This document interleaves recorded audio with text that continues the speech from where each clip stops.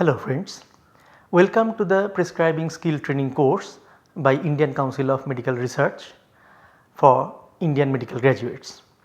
I am Dr. Sukalyan Shaharoy from IJIMS Patna. In this module, we are going to learn about documentation, which is very important for rational prescribing.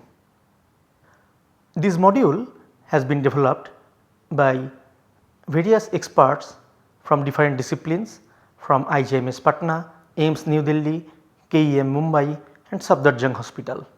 So, our learning objectives today, after completing this module, you would be able to discuss the importance of documentation related to prescribing both for inpatient and outpatient settings.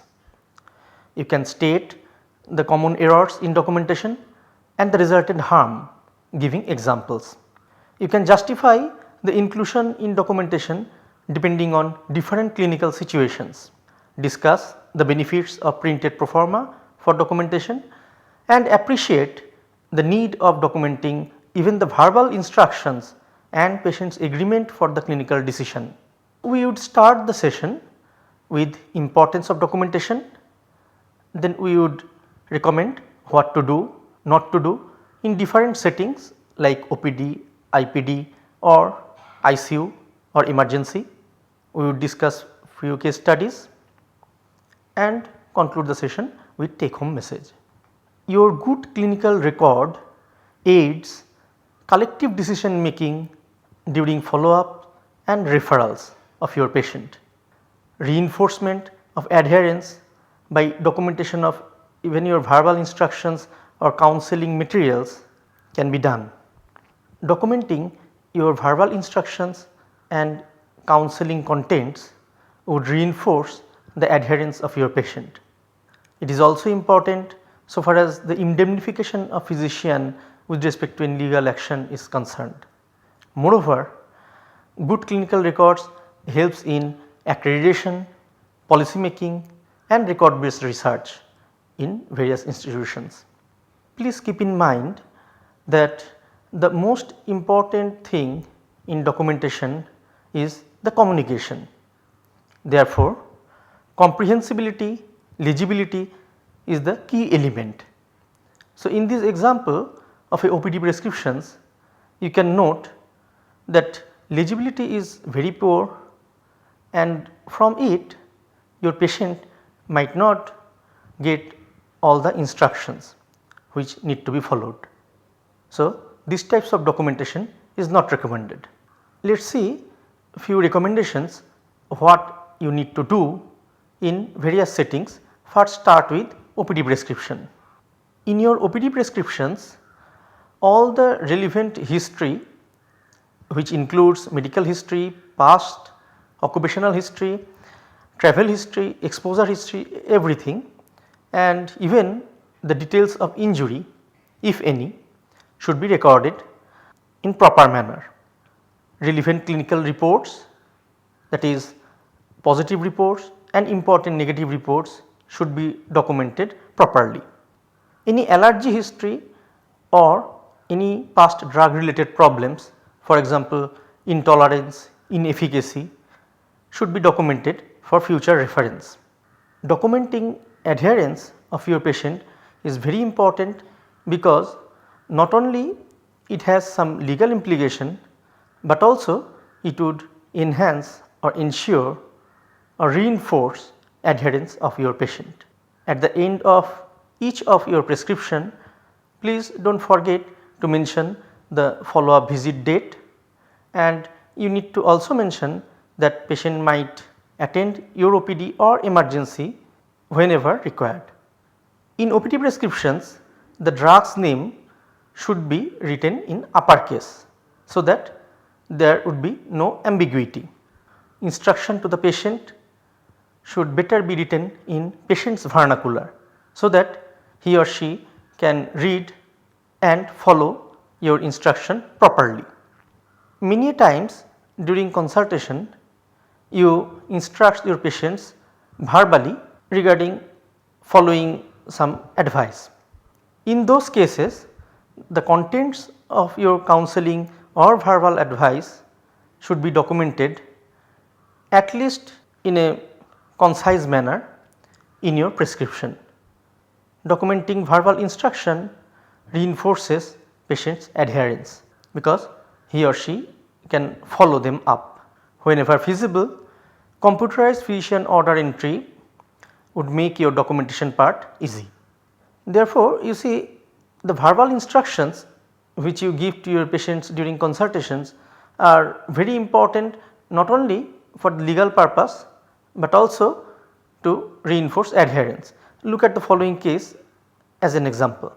27 years old male patient who was diagnosed with asthma was advised combination of formoterol and budesonide metered dose inhaler. The proper inhalational technique was demonstrated by the doctor and it was back demonstrated by the patient. The doctor has also advised about rinsing mouth and spitting after each dose of steroid, and the patient was also advised to avoid known allergens. Let us see the prescription of Mr. AR. So, in the first day we can note that doctor has documented the chief complaint and also the relevant investigation report and the provisional diagnosis. In the follow up we can note that the doctor continued the metered dose inhaler dosing.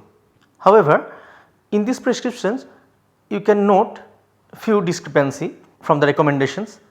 For example, use of brand name, some Latin abbreviations like BD, some short forms and informal dosage instructions. These types of informal instructions and abbreviations increases errors during dispensing or during administration of drugs. So, what happened to Mr. AR? After about 4 months he developed some soreness in throat, though his asthma symptoms was well controlled. He consulted ENT surgeon when hoarseness of voice progressed beyond few weeks and the condition was controlled with clotrimazole lozenges and gargle and other advices by the ENT surgeon. So, what happened actually to Mr. AR? Mr. AR developed oropharyngeal candidiasis because he did not follow the advice of his doctor. He was partially non-adherent, we should say, and these types of ADR was preventable completely.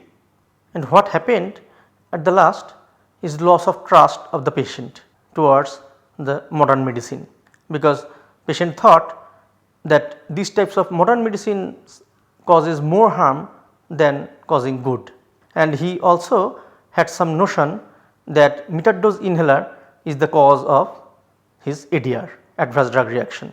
So, how this type of harm could be prevented? Physicians' written advice in vernacular could prevent these types of incidents, and physicians' written advice in vernacular also could reinforce the adherence at follow up. In addition, documentation of your verbal advice has some legal perspective too, because later on nobody can blame you of anything. So, what should be a correct prescription for Mr. AR in the given case scenario? After noting the name, age, sex, address, etc., you need to note the current complaint or chief complaint and also the presenting symptoms. If any history of allergy or seasonal exacerbations the patient is presenting with, if any family history of asthma is there, you should note it. You should also note your examination findings. In this case, respiratory system findings is the most important, and please note the relevant positive investigation reports. In the advice part, please do not forget to document the instructions of non-pharmacological advices. For example, here avoiding exposure to cold, dust or pollen or known allergen should be documented. Dietary advice and exercise advice, wherever it is indicated or relevant, should be documented. For example, In this case, you could advise inhalation of short acting beta 2 agonist before exercise. Then comes the proper definitive therapy.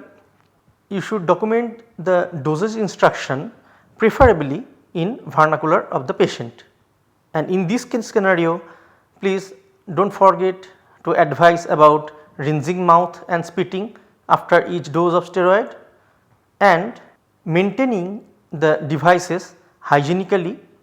At the last, please document the clear follow up advice and please mention that patient might need to attend OPD or emergency whenever needed. Do not forget to mention the registration number and date after your full signature. Let us have a look into the following prescription, which was a OPD prescriptions from a peripheral center. We can see that the patient had some kind of injury and stitching and dressing was advised.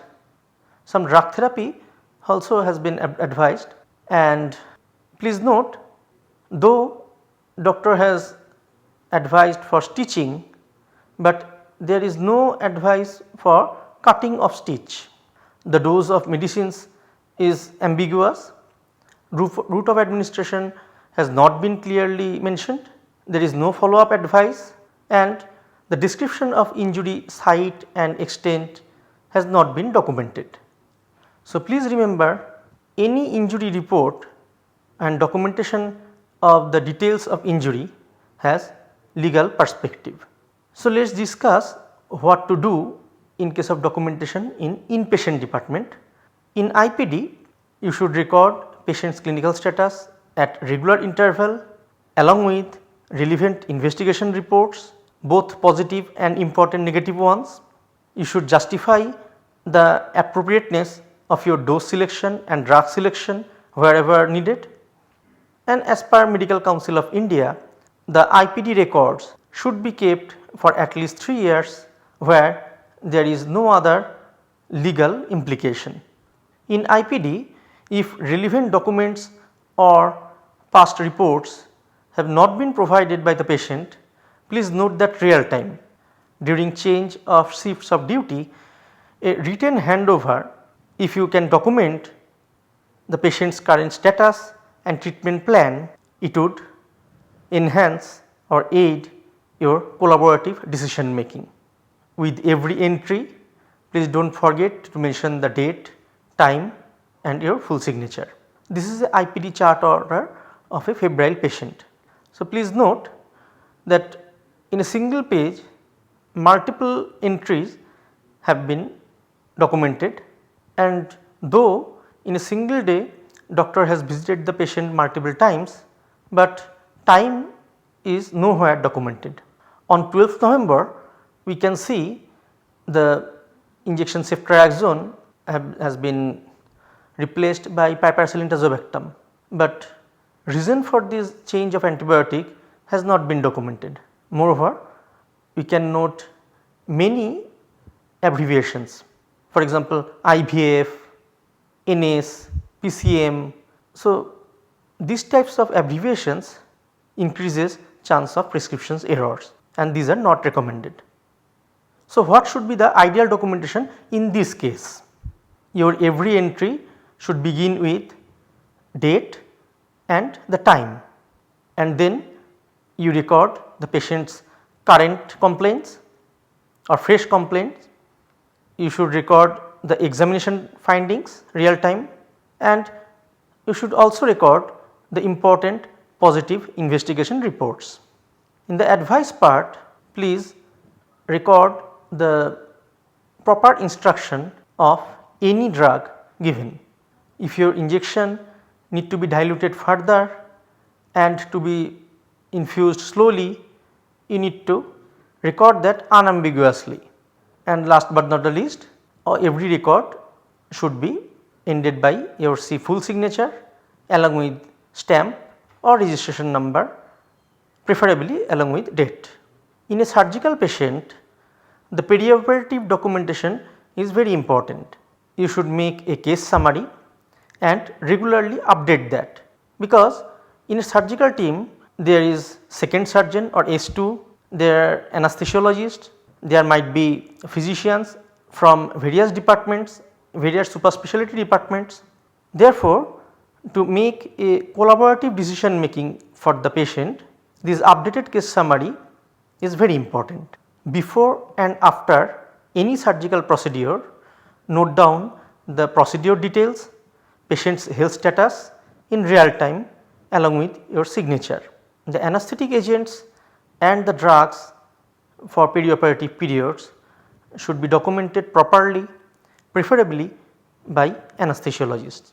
Many times it has been noted that the consent forms are incompletely filled by the patients or patients' relatives, and sometimes they even approach doctors or sisters to fill that. So, never encourage these types of things, allow the patient or patient's relatives to fill the consent form completely in their own handwriting. Now, coming to documentation in emergency setup and intensive care settings.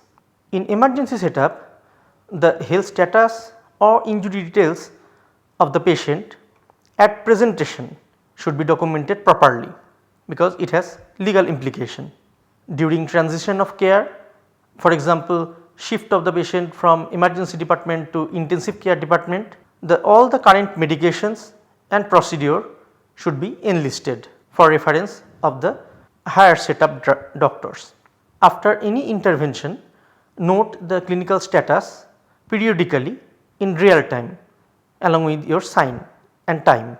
So, while your patient is being admitted, explain prognosis preferably in vernacular to relatives periodically and document their acknowledgement preferably in their own handwriting and sign, because it has legal implication. Coming to prescription of narcotics, you should name the drug in capital letter, dated and signed by you in full name, your address and registration number should be there. Mention the total quantity of the drug, daily dose and the total duration of the prescription, and do not forget to mention the validity of the prescription, so that your prescription cannot be abused or misused. Prescription to be written in duplicate and one copy is to be kept with pharmacy. So, let us see what not to do. Do not use any whitener, instead just cut once from the middle and sign. Do not use the abbreviations like U, TCA, etc., because this ambiguity would increase prescription error or administration error. Do not put a 0 after a decimal point. For example, while prescribing the insulin advice, do not write like 4.0 unit, instead write just 4 unit, and on the contrary always put a 0 before the decimal point. For example, digoxin 0.25 milligram. The Latin terms like OD, AC, PC, HS, these are not understood by your patients. Therefore, these types of instructions would increase the ambiguity and error. So, mention the instruction to your patients in full, preferably in vernacular. You might be thinking, how can you do so much paperwork in a busy OPD or IPD? Believe me, it is not that hard once you start practicing. This is a practical case scenario where in a busy OPD of a government hospital, doctor documented the chief complaint, the symptoms, examination findings and past medication history and all the relevant advice appropriately. You can note the past history of hypertension, the name of the medicine has been noted well, the dietary advice and checking blood pressure regularly, this advice has been documented well. Only negative thing is the brand name of the drugs has been documented. It would be better if the doctor advised in generic, and clonazepam has been advised, the instruction is given in Latin words HS. Instead, the clear instruction in English or vernacular would be preferred. In selected case scenario, you can use some tools for your ease of documentation. For example, some printed proforma or some IPD chart orders. During counseling, you can hand over some pre-printed information which is validated and which is authentic. For example, this is the copy of the OPD prescriptions of Jeepmar Pondicherry. Here we can see that separate space has been allotted for the name of the drug, strength of the drug, proper dosage and duration, so that no ambiguity would be there. So, during prescription research, these common irrationalities we have come across and the consequent harm of the patient we have recorded. For example, inadequate documentation of verbal instruction might lead to lack of adherence of your patient. It has also some medical legal issues. Improper documentation of travel or exposure history might lead to inappropriate diagnosis of zoonosis. Inadequate documentation of symptoms, signs and examination findings in your OPD or IPD prescription may lead to improper collective decision between different disciplines. In selected cases, inappropriate documentation of patient's vitals like body weight, body surface area, estimated glomerular filtration rate might lead to inappropriate calculation of dose of some medicines. So, we would conclude this session with few take home messages. Documentation of patient's complaints, detailed history, clinical status and advice to be done real time, followed by your full sign, signature, date and time. Documentation of verbal instructions and patient's opinion is important not only to reinforce adherence, but also for legal perspective. Any previous history of allergy or any drug related issues should be documented. Good clinical records aid collaborative decision making in between various disciplines, especially super specialty referral. Please remember, what is not documented would be considered as not done. For further reading, you can go through the following references. We extend our sincere gratitude towards the Rational Use of Medicine Committee members of IGMS Patna and the Department of Pharmacology and General Medicines for developing this module. We are thankful to the experts from AIIMS New Delhi, Safdarjung Hospital and KEM Mumbai for reviewing and editing this module. Thank you for participating in this online prescribing skill training course by ICMR. Please try to answer the multiple choice questions. We also expect you to evaluate few prescriptions from your workplace, and after evaluation please upload. Best wishes and happy learning. Thank you.